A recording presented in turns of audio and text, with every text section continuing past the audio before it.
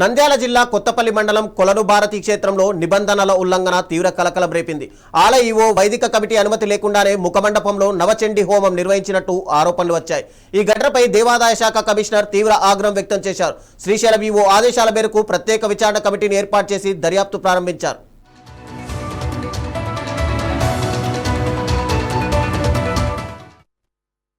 దేవస్థానానికి ఈ ఆలయాన్ని దత్తతగా జనవరి తీసుకోవడం జరిగింది గవర్నమెంట్ ఉత్తర్వు ప్రకారం.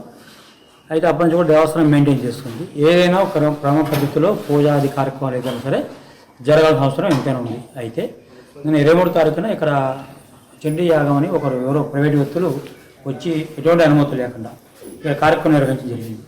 ఆ విషయంగా మీడియా పత్రికల్లో అక్కడ మొత్తం కూడా టీవీలో రావడం జరిగింది. విషయంగా దీన్ని మన యువ గారు నన్ను ఎంక్వైరీ ఆఫీసర్ చేసి ఇక్కడ ఏం జరిగింది వాస్తవానికి అని చెప్పి అన్ని వివరాలు సేకరించి రిపోర్ట్ సబ్మిట్ చేయడం మాకు చెప్పడం జరిగింది. దాంట్లో భాగంగా ఇక్కడ రావడం జరిగింది. ఇవన్నీ కూడా విచారించిన మీదట వాళ్ళు ఎటువంటి అనుమతులు పొందకనే ప్రైవేటు వ్యక్తులు వచ్చి ప్రైవేటు అర్చకులు తీసుకొచ్చి దేవస్థానం ప్రాంగణంలో ఎటువంటి అనుమతులు లేకుండా చేసినట్టుగా స్పష్టమవుతుంది.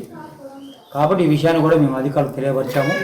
మరి ఎవరైతే ఈ విధంగా చేసేవారో వారిపై ఎటువంటి చర్యలు తీసుకుంటారనేది మా కమిషనర్ గారికి గవర్నమెంట్ గారితో మన యువ గారు మాట్లాడతారు. ఈ విషయాన్ని తెలియజేయడానికి నేను వచ్చాను. ఆ విషయాన్ని కంపల్సరీ తెలియజేస్తాను. Thank you. సో ఈ దేవస్థానాన్ని మా దత్త దేవాలయంగా తీసుకోవడం జరిగింది.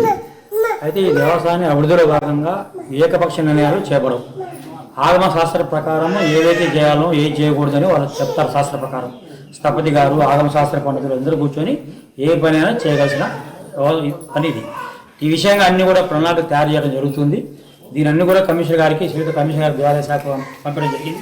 ఇవన్నీ కూడా పరిశీలించుకుని ఇంజనీరింగ్ శాఖ వాళ్ళు వచ్చి ఎక్కడెక్కడ ఏం పెట్టాలి, శాస్త్ర ప్రకారం ఏం చేయకూడదు, ఏం చేయొచ్చు అనే ప్రణాళిక తయారు చేసుకొని క్రమ పద్ధతిలో ఇవన్నీ కూడా డెవలప్ చేయడం జరుగుతుంది త్వరలో.